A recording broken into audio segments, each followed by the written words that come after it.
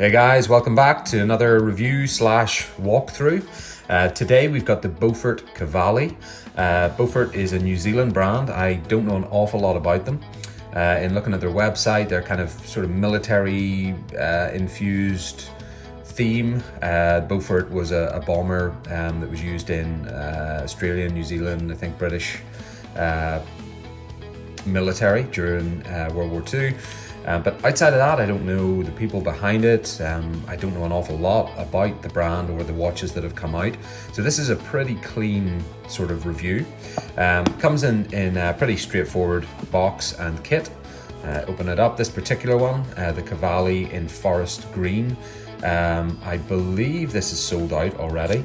And a couple of reasons I can understand why. It's once I do the walkthrough, kind of sizing and show you the materials and everything, I'm pretty sure you'll agree there's a reason it's sold out. So in the kit, you just get your warranty card at the bottom, a little soft cushion, nothing sort of crazy, just very, very simple. And then we have the watch. So again, this is the forest green. So it's not like what you would normally think of as a forest green. It's a little bit more kind of blue-green, kind of aquamarine sort of theme going through it, which I think is really unique and nice. I think it's good that they've gone that way.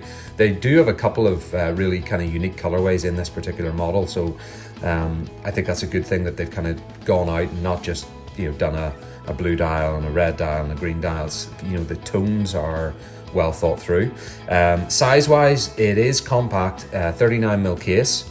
And it feels and looks like a 39. The way the bracelet is sort of integrated here kind of hides the length of the lugs. It doesn't say on the website the length of these lugs, but I would assume they're pretty long and pointed. I would assume probably around 48, 49. So on a 39mm case, I think that balances well in terms of how it's going to present on the wrist. It's not going to feel too compact as a result of that, so I think that's a good move on their part there. So 39mm case, we've got 20 in between the lugs as you would expect, 13.5mm thickness on the case. It's got this very kind of vintage flat case, long lugs like I said. You'll note they are drilled lugs, so a little bit kind of higher end. They do also, however, have the quick release pushers on the bracelet. So I don't know why they drilled the lugs, but it is a nice look. It's kind of higher end feel, and I think it was a good move. The bezel then sits up. You can see it kind of sits up pretty pronounced over and above the case. So again, very kind of vintage, kind of 50s sort of style look. I think that's, nice vintage look. It's been well put together. Polished on the case sides. We've got this little crown, which is etched in, which is very, very nice. Well engineered. On the other side, pretty straightforward. You got your drilled lugs again, and just again high polish case. Up top then we have a box sapphire crystal, so you'll see it creates a really nice effect there. Just kind of sits up. It's not an overly pronounced box crystal. Some of the ones, especially on vintage divers, are really, really pronounced. You think of like an Oris Diver 65 or some of the new Christopher Ward Aquitaines. They kind of have that vintage vibe, but the box crystal on them is very pronounced, which I like. I mean, I don't mind it either way. I think this is a little bit more subtle. There's a slight dome to it as well, which is nice. So you've got that as a sapphire crystal. The bezel insert itself is also sapphire. As you see there, beautiful sheen, lovely shiny piece. The case back also sapphire crystal. So they've really gone all out in terms of the materials on this. I believe, you've got your sapphire crystals, you've got your sapphire insert, back and front. I assume there's an AR coating. It doesn't mention it on the website. I assume there's an AR coating, at least on the front crystal here. But it is very, very nice, clean, crisp. You can see right into the dial. Lovely reflections, lovely kind of distortions as well. The dial itself then, again, pretty vintage sort of look. The hand kit, nice, clean and classy. Nice straight minutes hand there. A little bit more of a pointer hour hand, which is nice. Some of the ones like that, I don't like. They kind of overdo it. They make them bigger. But I think this has been very, very tastefully done. The seconds hand then is fairly straightforward, kind of pointer diamond sort of shape there. And then we have the markers. I like the way they've alternated the numbers with the kind of line markers on the dial itself. You have a grain dial, so it's got that texture to it. I'm not normally a fan of sort of grain dials, but they have created a kind of fume effect on this one, which I think helps it. So you get the dark outer kind of almost black, and then it graduates into the lovely what they call forest green. Again, it's more kind of an aquamarine, kind of blue green, I feel. So it's a very, very classy, tasteful color, in my opinion. The quality of the materials is great. I love the fact they've done the kind of outer counters on the dial there. You can see, a lot of detail there. It's probably a little bit less vintagey than the rest of the watch, but I like the detail on it. I think it works really well. Powering this one is a Swiss-made STP 1-11 automatic movement. So you're really getting a lot there with sapphire crystal, sapphire bezel, sapphire on the back. You're getting the high beat Swiss-made movement. Dive resistance, only 20 ATM, 200 meters, so nothing kind of crazy or ridiculous, but for a vintage style piece, perfectly doable and workable and great. No complaints there. The bracelet then is quite unique. It's quite a sort of flat, sort of creates like this armor plated kind of look. High quality, definitely. It's very, very silky smooth. It is thinner, as you can see, but it doesn't kind of suffer from a tinny feel or anything. It's very, very well put together.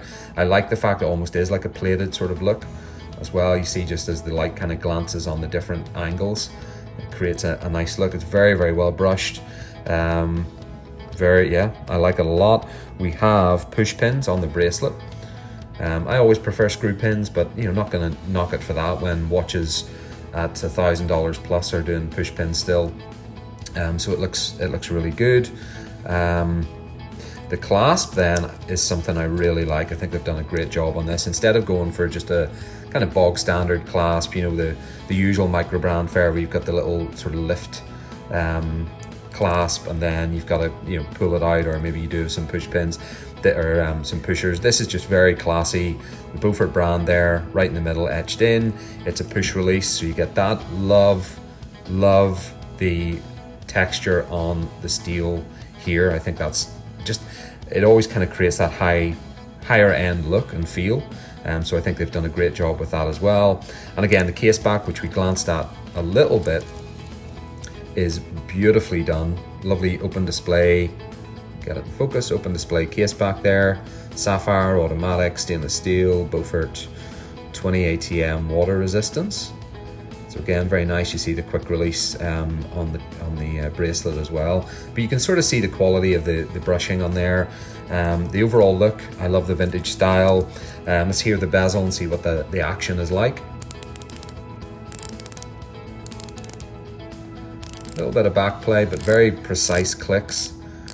Feels pretty standard for a watch in this price point.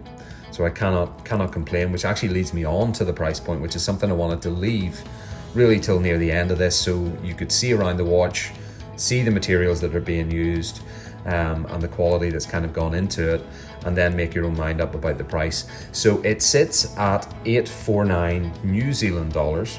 So when you run the calculation in American dollars, that is pretty much 549. So for a watch that runs high beat Swiss movement, sapphire crystal, sapphire bezel, open display case back with sapphire, very nice bracelet, nice clasp. You also have the micro adjustments there. You got 4 on the clasp as well. A little bit kind of different kind of machining and so on. I actually think this is a very, very good value, and that's why I think it's a no-brainer in terms of why it's sold out. It is a smaller case, probably a little bit more of a niche market at 39mm, but it doesn't feel massively small, certainly on the wrist, especially because of the lug length. You'll see it sits really, really well on the wrist. Color is beautiful on this, absolutely stunning. With all the materials used and the movement, you wouldn't be shocked if you saw this up at maybe 849, 799 in US dollars, let alone New Zealand dollars. So at 549 US, honestly, it's a lot more bang for your buck than you're normally getting with many Microbrand watches out there because of the materials used. I haven't noticed anything to do with the build that I would kind of, you know, knock it on or anything like that. The case is very nice. You see it's got little polished edges around where the lug holes are. It's very well machined. The finishing is nice. There's no debris that I notice, at least on kind of relatively close-up look around the dial, you know, so it's been well put together. Materials with the sapphire everywhere, high beat movement, good engineering, nice bracelet, you know, yeah, absolutely. I think this could be a, you know, a $700-800 watch. You know, if they stuck a Salida in it, you could be talking $1,000 in terms of retail, based on the materials that are used. So I think they've done a great job here at $549 approximately US dollars. It's a really good proposition, albeit this one is sold out. We have no affiliation in either of our clubs, Timepiece Monthly or Keeper Box, so I'm literally just doing this as a pretty clean review. Just had it in over the weekend here. We'll see the Loom. I'll show you the Loom and see if it's any good. I actually have not reviewed it yet, so here we go.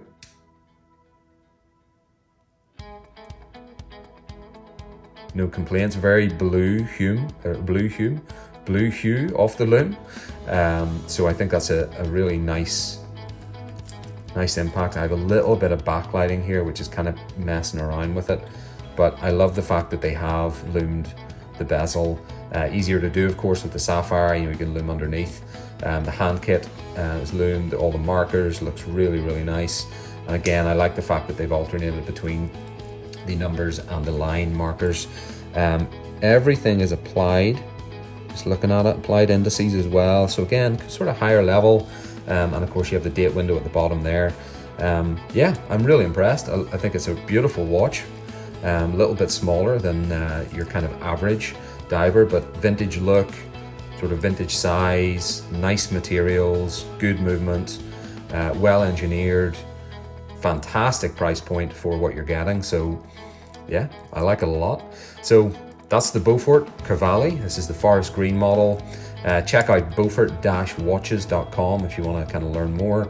Again, we don't supply them, so I have no kind of vested interest in it, just kind of giving you my opinion on it. I think they've done a good job, really good job on this as a high level, high quality dive watch, vintage style with a fantastic price point. So take that for what it's worth. But yeah, that's the Beaufort Cavalli. Guys, let us know if you have any questions about this one. Hit the like button, make sure you hit the subscribe and notifications bell as well, and I can keep you posted with all the new reviews. We're going to be doing a lot more of these, a lot more brand owner interviews as well in the coming months, so lots to come. Thanks for watching, take care, have a great day, and I'll see you in the next one.